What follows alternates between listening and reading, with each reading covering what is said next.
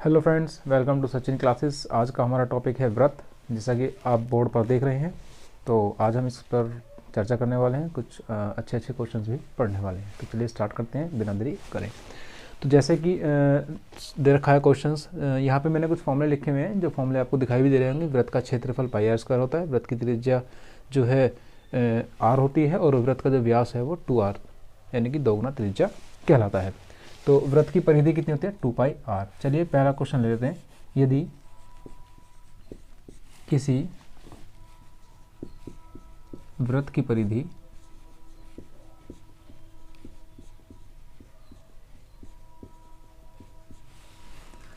44 centimetre है, तो उस व्रत की त्रिज्या तथा क्षेत्रफल क्या होगा?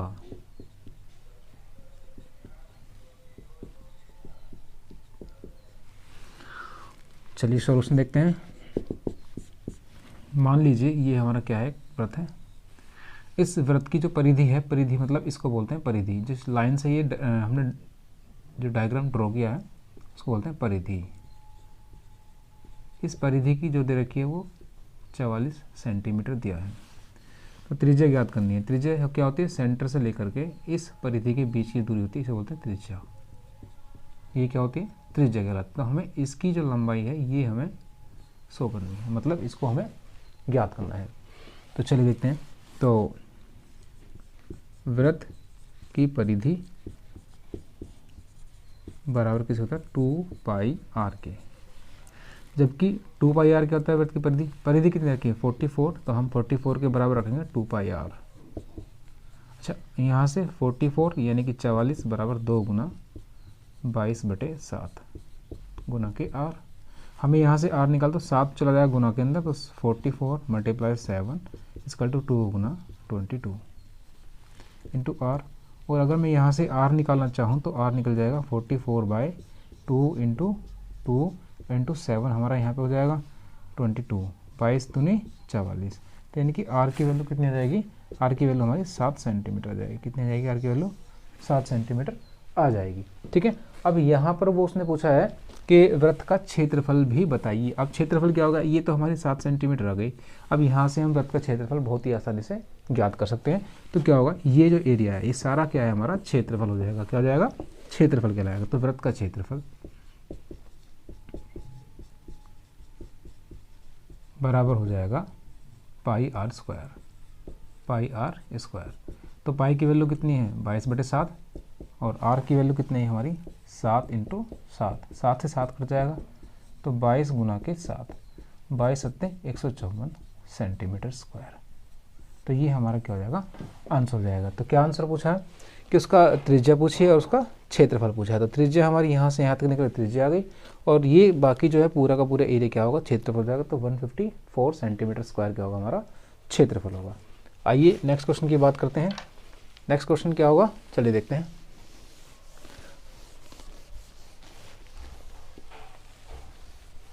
यदि क्वेश्चन नंबर 2 ले लेते हैं यहाँ पे।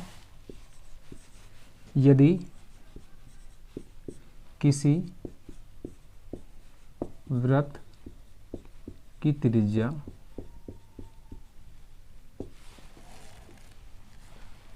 14 सेंटीमीटर है, तो उस व्रत की परिधि तथा क्षेत्रफल ज्ञात कीजिए।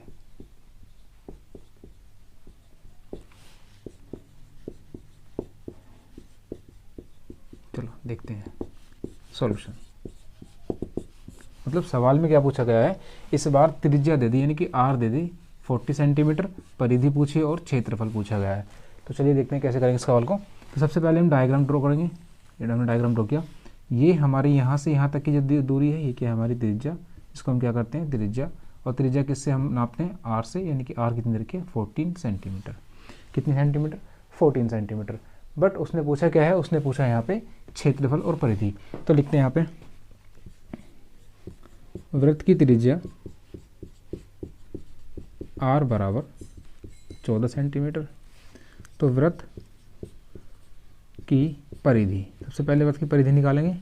तो वृत्त की परिधि निकाल लेते हैं, 2 पाई आर और 2 गुना पाई की वैल्यू 22/7 रखेंगे यहाँ पर, और 14 2 पाई आर में, तो 7 से काटेंगे, 7 दूनी 14, यानी कि 2 गुना 22 और गुना के 2, यानी कि 22 दूनी 44 दूनी 88 सेंटीमीटर। तो जो इसकी परिधि आई है, परिधि वो कितनी आई हमारी 88 सेंटीमीटर आई है। कितनी 88 सेंटीमीटर। जबकि वृत्त, अब आती बात वृत्त का क्षेत्रफल निकालने के लिए। तो वृत्त का क्षेत्रफल किसके बराबर होता है, पाई आर स्क्वायर के। तो पाई का मान 22/7 गुना 14 और गुना 14, ठीक है। तो 7 से काटेंगे, 7 दूनी 14, 22 दूनी 44 गुना के 14। तो 44 में 14 से गुना करेंगे, 4 चौके 16, 14 चौका 56 और 56 616, तो 616 सेंटीमीटर स्क्वायर। ये हमारा क्या हो जाएगा, इसका एरिया हो जाएगा कितना, 616 सेंटीमीटर स्क्वायर। तो उम्मीद करता हूँ ये भी काफ़ी हद तक समझ आ गया होगा। बस कुछ नहीं पूछा है इसमें भी, कह रहा है यदि किसी वृत्त की त्रिज्या 14 सेंटीमीटर है तो उस वृत्त की परिधि क्या होगी और उसका क्षेत्रफल क्या होगा। तो वृत्त की जो परिधि है, हमें त्रिज्या पता ही थी, हम यहाँ से परिधि भी निकाल सकते हैं और क्षेत्रफल भी निकाल सकते हैं। चलिए नेक्स्ट क्वेश्चन की बात करते हैं। क्वेश्चन नंबर 3, क्वेश्चन नंबर 3, यदि किसी वृत्त का व्यास 20 सेंटीमीटर है तो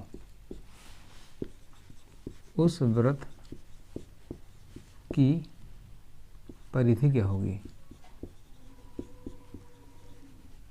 क्या होगी। चलिए सॉल्यूशन लेते हैं इसका भी। तो कह रहा इस बार क्या दे दिया, व्यास दे दिया, यानी कि डी दे दिया। डी कितना दे दिया, 20 सेंटीमीटर। कितना, 20 सेंटीमीटर। आइए पहले डायग्राम बना लेते हैं। अब इसमें व्यास कौन सा होता है, ये जो पॉइंट यानी केंद्र सेंटर पॉइंट से होते हुए अगर कोई लाइन हम खींचते हैं तो ये यहाँ से यहाँ तक की परिधि से परिधि को मिलाने वाली रेखा वही क्या कहलाती है, हमारी व्यास कहलाती है। क्या कहलाती है, व्यास। व्यास कितना होता है, डी। इसको कितना दे रखा है इन्होंने, 20 सेंटीमीटर। तो इस बार त्रिज्या कितनी हो जाएगी, तो त्रिज्या यानी कि त्रिज्या क्या होती है, त्रिज्या आर बराबर होती है 20 d/2 यानी कि डी कितना दे रखा, 20/2 यानी कि 10 सेंटीमीटर। कितना, 10 सेंटीमीटर। मतलब जो त्रिज्या हो जाएगी व्यास की कितनी होती है, आधी। तो यहाँ से यहाँ तक 10 सेंटीमीटर हो जाएगी इसकी त्रिज्या। कितनी, 10 सेंटीमीटर। अब कह रहा है उसकी परिधि पूछा है, तो वृत्त की परिधि, वृत्त की परिधि। तो वृत्त की परिधि की बात कर लेते हैं। तो 2 पाई आर बस 2 गुना पाई का मान 22/7 गुना आर की वैल्यू कितनी है हमारी, यहाँ पे 10 है। तो या तो मैं इसको पाई में रख लेता हूँ, चलो इसको मैं इस बार पाई में कर लेता हूँ आंसर को। तो 2 गुना पाई और गुना आर की वैल्यू कितनी हो जाएगी, 10। तो यानी 10 दूनी 20 पाई। या फिर मैं इसको अगर निकालना चाहूँ तो पाई के 2 मान हमें यहाँ पे दिए गए होते हैं, पहला 3.14 या 22/7। तो इसमें कोई सा भी हम एक वैल्यू रख सकते हैं। तो कौन से रखेंगे, मैं इस बार ले लेता हूँ ये। तो 20 × 3.14, तो 2 4 जा 8 और 2 1 जा 2, 2 3 जा 6 और एक 0 लगाएंगे तो कितने पे, 2 के बाद, यानी कि इसकी जो वैल्यू हो जाएगी 62.80 सेंटीमीटर। ये इसका आंसर हो जाएगा। तो मतलब ये क्या हो जाएगी, वृत्त की परिधि हमारी कितनी हो जाएगी, इतने सेंटीमीटर हमारे वृत्त की परिधि हो जाएगी। ठीक है बच्चों, तो आज की वीडियो में बस इतना ही। नेक्स्ट वीडियो में फिर मिलते हैं, तब तक के लिए थैंक यू सो मच।